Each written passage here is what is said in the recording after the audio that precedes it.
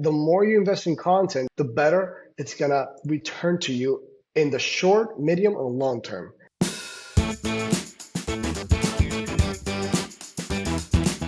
All right. Hello, I'm your host, Ben, and welcome back to another episode of Season 2 of the Amazon Strategist Show, the show that's all strategy with no hacks, no silver bullets, and no magic pills. Instead, we talk about real practical strategy for serious Amazon sellers. We have an amazing guest today, Rafael. I just finished recording with him, and this was a great episode. We talked about all things Amazon listings and content. Rafael, we didn't really get into this, so I'm going to say it now, but he's a 3-time Telly award-winning entrepreneur in marketing and film. He actually started at Nickelodeon, which is a really cool backstory. But today, he is the co-founder of Share It Studio. They do all things content for Amazon sellers for their listings, storefronts, A+ content, and so much more. So we talk a lot today about optimizing your listings, getting ready for Q4 and the holiday selling season, how to test kind of your listings to make sure they're doing well, and how to connect with more shoppers, and so much more. So make sure you watch this all the way through.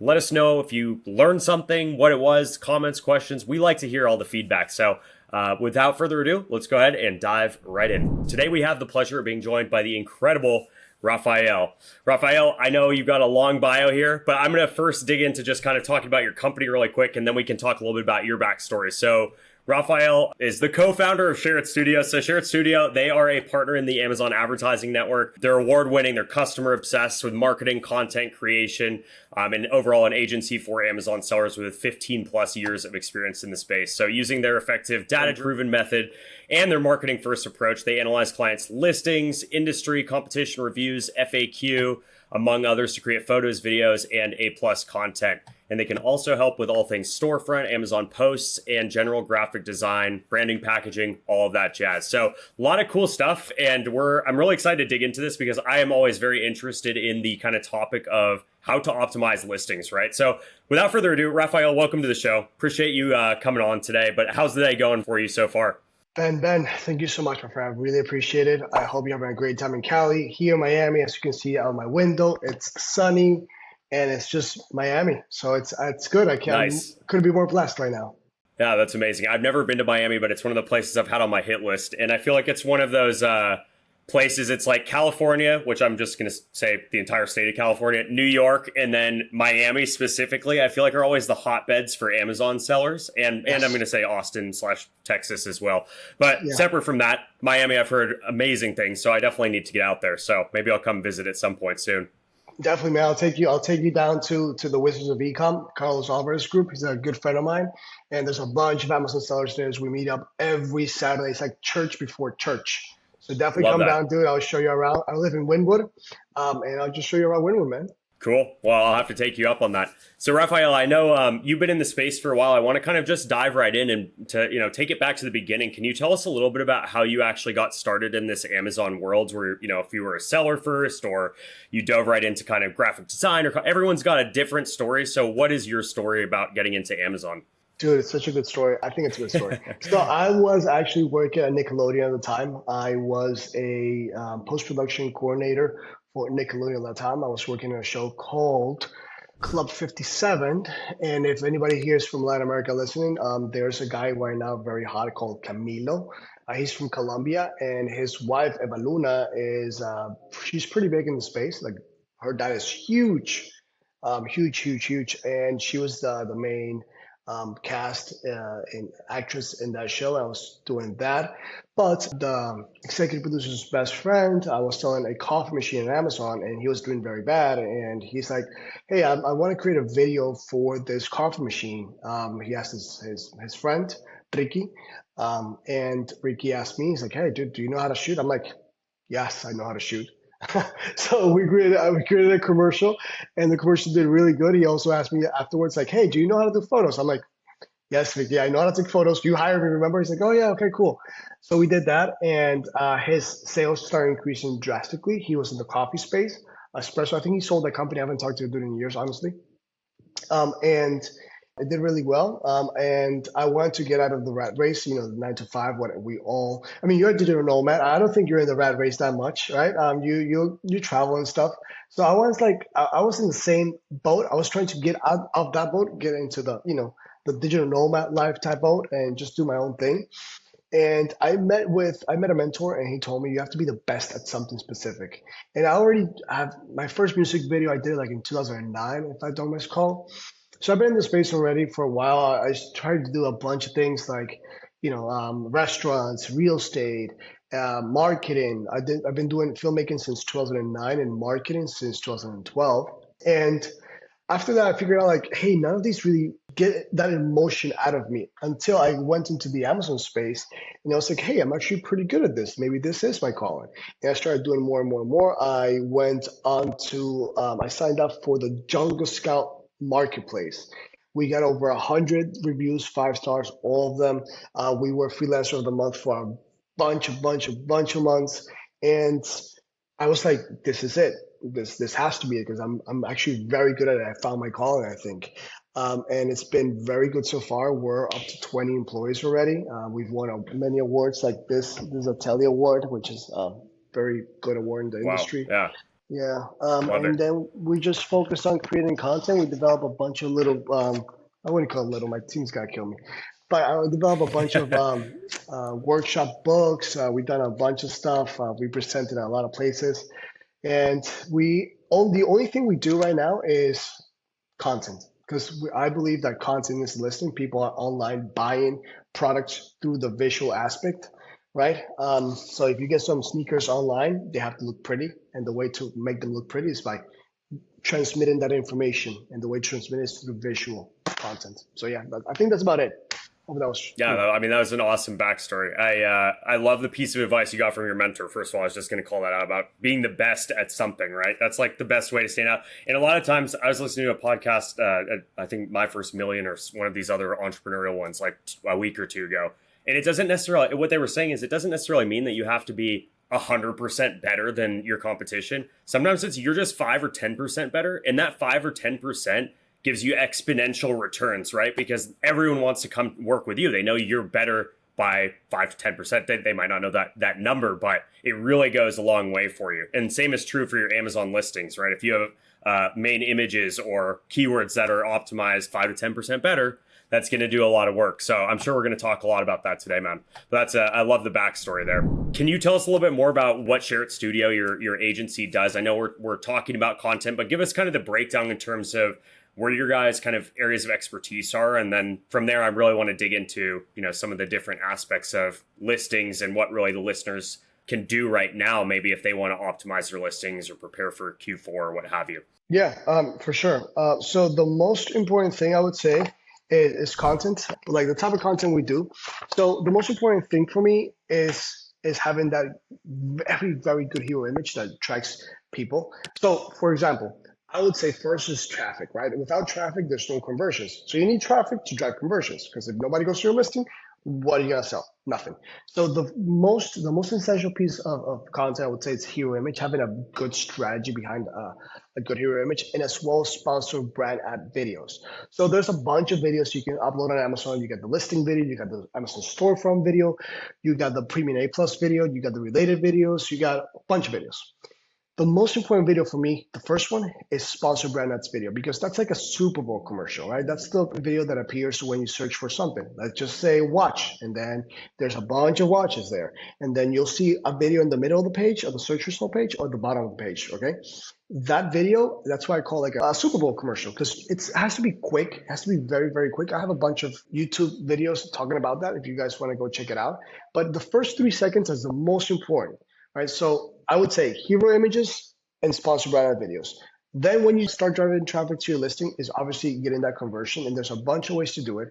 For example, the newest one, quote unquote new, because there's always something new coming out, is having that Premium A Plus content. So if you guys didn't know, Premium A Plus content before was only through invite, and you had to pay a lot of money. It's like $500,000, $200,000. Only big brands had it before. Amazon understood that there's a bunch of other services rolling out, other marketplaces, platforms rolling out. You got Walmart, right? So the best way that Amazon can make sure that people are coming back to them is offering a better service. That's it, right? So better prices, services, et cetera, et cetera, et cetera. So they're like, okay, shopping experience is very important. Let me roll out Premium A Plus content to everybody through some meticulous way. And the meticulous way is just having variations uploaded. Before it was 7, now it's 3. The 3 is like actually very recent, like a month ago. So now you can upload that. If you have A plus content, you should definitely bump up to premium. The cool about premium A plus content, which is what we do at least, is that you can upload 2 different versions. You can upload the desktop version and the mobile version. When we work at Share Studio, we make a strategy for both because you shouldn't be using the same A plus content for both outputs.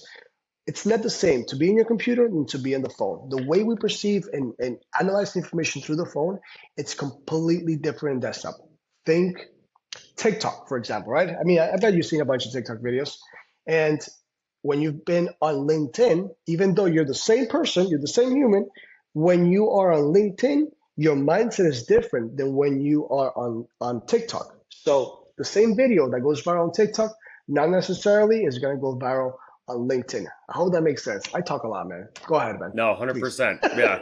No, and that I was just going to say, like, that was a really good point because I back in my account management days when I was kind of in the agency side of things, like one of the things that we would always ask a brand is, have you looked at what your search results look like on mobile? And oftentimes the answer was no, like we've never really checked, like, or maybe we've checked once, but it was a year ago. And I feel like that's such a overlooked piece is like, just pull your phone out. If you're selling on Amazon, it's your brand. Go look at what your competitors look like and what you look like when you search for your main keyword, right? And oftentimes you're going to find you might not be optimized if you haven't thought about it. And I know that things have changed since I was really in that space. So, but that's a really good call out. Yeah, man, 100%. And also the traffic through mobile is like 70% for Amazon. So why wouldn't you want to have that piece? This is literally the third arm of a human. Like you would, if you leave your house without this and you're like 3 blocks away, I am like 90% sure you're going to go back and get your phone because it's that important for us right now. Yeah, for sure. So obviously the two most important you've called out, right? The video, the hero image. Do you have any like just really high level tips for mastering those? And I'm curious specifically, like what has kind of changed over the years, if anything. I know sponsored videos have been around for, I don't know, what has it been, 3 years already? 4 years? I don't know. Maybe it's been less than that. Time flies by quick. And images, obviously hero images have not really changed much, but Amazon's gotten more stringent. Different things work and don't work. So have you noticed any specific trends that have changed in the last maybe year or so that you guys are seeing? Wow. The only trend that I've seen is that people are investing more into content. And the reason is the following. Like everything in life, things usually get more competitive, right? So everything goes up, right? Prices, shipping, whatever goes up. So does competition. So before in 2015, I remember that people started selling and they just uploaded whatever and they made a quick buck, which is great. But now Amazon's gotten so competitive. There's a bunch of people from outside the US and within the US trying to sell within the US marketplace. Now you got a bunch of factories around the world that they are the ones creating their own brands and selling it here in the US. So you got people like Joe that comes in and he used to buy this water bottle from China, and now the water bottle company that makes this exact same water bottle is cutting him off by price. Joe can't compete on price against the same factory that produces this. It's impossible for Joe, right? So what Joe does is he makes a brand. That's why Amazon is pushing brands. If you look up closely what Amazon is doing, they're creating a culture around culture, literally. So you got Amazon Post, right, which is like the Instagram-like feature. You got Amazon Inspire, which is amazing. If you guys start using Amazon Inspire, please start using Amazon Inspire. And then in the Amazon store, you got the follow button. Do you remember when people used to be like, oh, you're an Instagram influencer, and people got picked on like 2010, right? Yeah, You remember of course. that? I think people still get picked on for that, but yeah. But now it's a bunch of money. Look how much money Logan Paul made based on Prime and a bunch of his followers, right? So Sure. and that's because he drives attention. Like that's a lot of money. So imagine if your brand 2 years from now, you sell the water bottles. You're the best water bottle agency out there. Brand out there, and you have 1 million Amazon followers. How much you think that company's got to be valued for? Because you're bringing more to the table than your competition, right? So they're trying to develop, from my point of view, they're trying to develop more and I'll wrap it around. They're trying to develop more creating brands than just flipping products. So people come back to the platform. That's the biggest trend I'm seeing. And for that, you need content, you need visual content. Yeah, no, that's great. I definitely agree with that. You mentioned two kind of things that I've been very into recently, which Amazon Post obviously is not a new thing, right? But I have always been a big proponent of it just because it's a free way to mainly display on your competitors' listings, but also get just more content out there. I'm curious kind of what you guys do in terms of strategy on posts. And I'm just going to wrap that into Amazon Inspire, which is obviously kind of the newer element here. You mentioned that and said, we need to go get on that. So why is that such a big opportunity? Does that directly relate to posts? How are they different? Tell us a little bit about those two. Yeah. So Amazon Post is like more like Instagram, and Amazon Inspire is more. I'm gonna try to keep it as simple as possible. And Amazon Inspire is more like TikTok, right? So if you go to your Amazon app, you'll see the home button, a little star, which was before a light bulb, a little human, and a card, and the menu, right? And you see videos like this, right?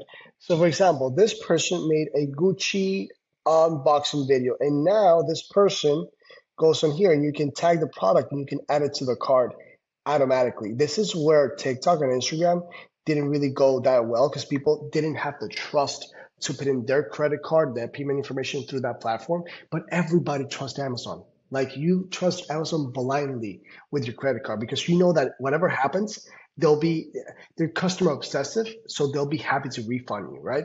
So you trust them a lot. So for example, this video got 2.4 thousand likes.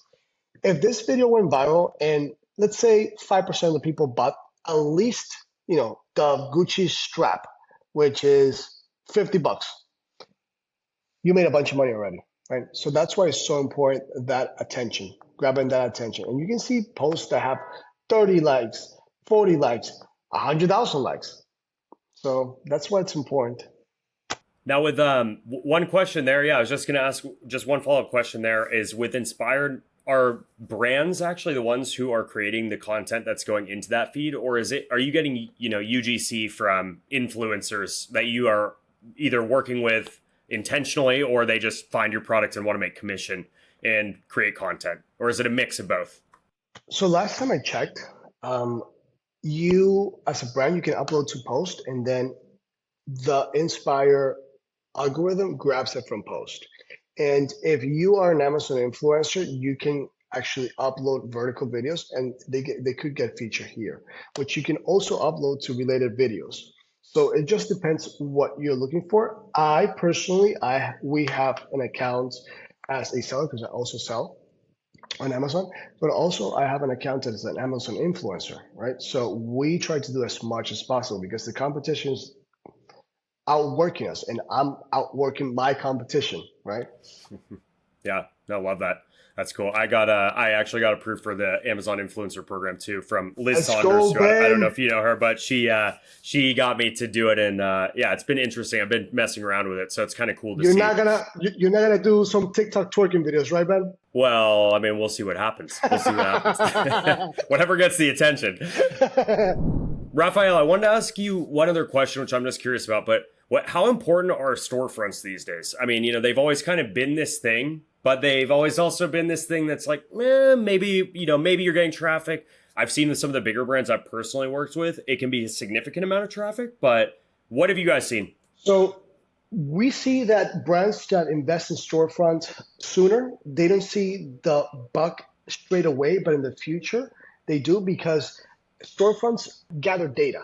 That data helps you in the long run, right? So if you have, let's say, one product, when you start your storefront, you start getting data. How many people are clicking on it? How many people are converting? Once you start developing that brand even more and more and more, you start getting more loyalty from customers. For example, I started shopping when I was in film school. I started shopping for lights with a brand called Newer. I don't know if that's how you pronounce it, right? So they have like a low end for like students, and they have like a higher end for like professionals.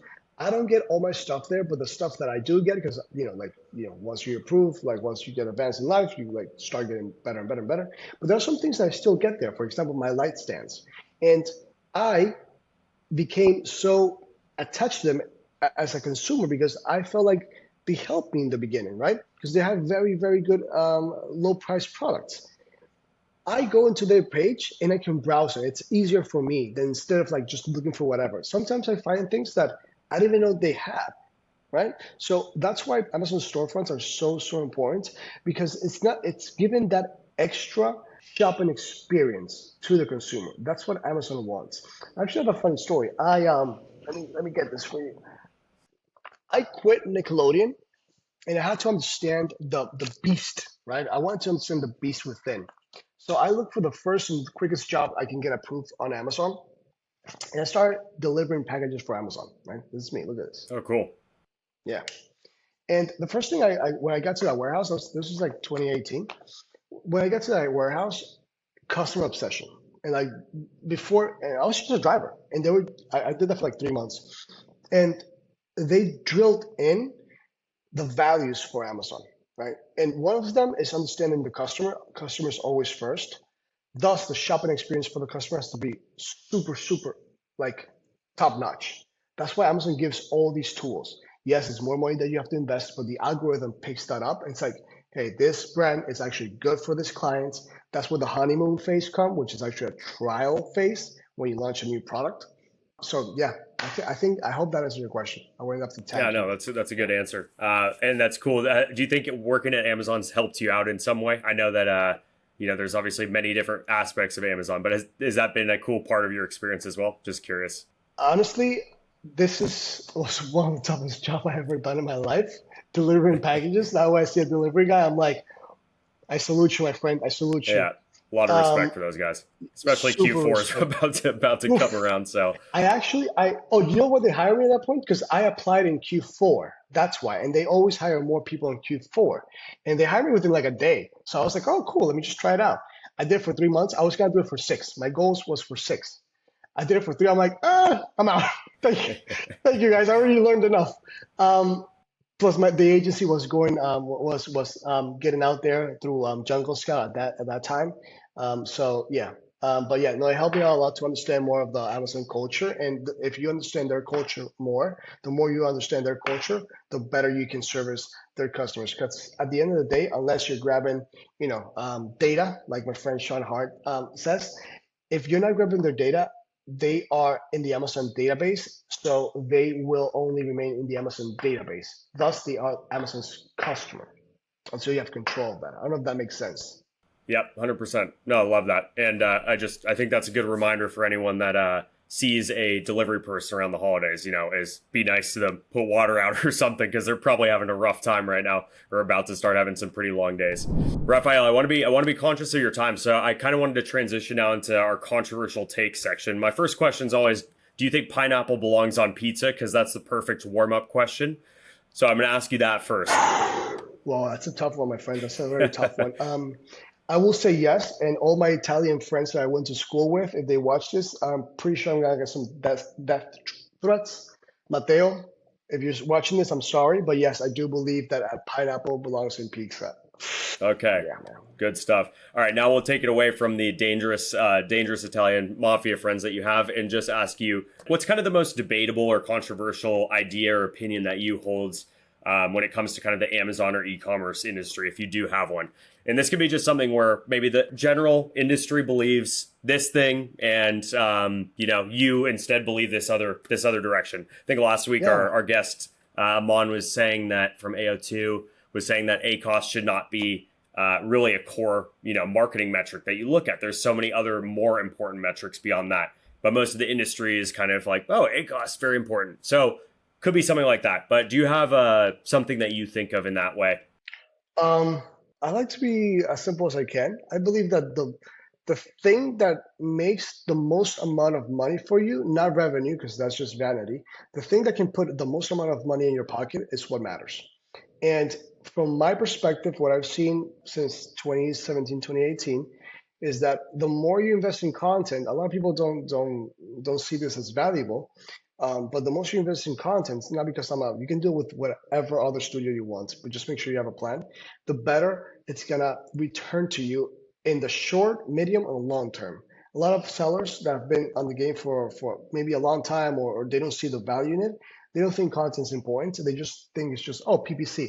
It can depend on price, reviews. There's a lot of things that go into it, yes. But I would say that content is actually one of the most important aspects to it, even more than PPC, because if you're driving traffic with PPC, either way, your PPC depends on your hero image. If you have a very bad hero image or you have a very bad video, maybe you're not going to drive traffic because there's a bunch of other people bidding for that keyword. So it's not necessarily these pockets.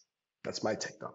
Yeah, no, I mean, that makes sense, right? If your main image or any of the other imagery or anything else on the listing isn't good, your conversion rates are lower, your click through rates are lower. All that stuff means that your ads are going to cost more to run to get a sale.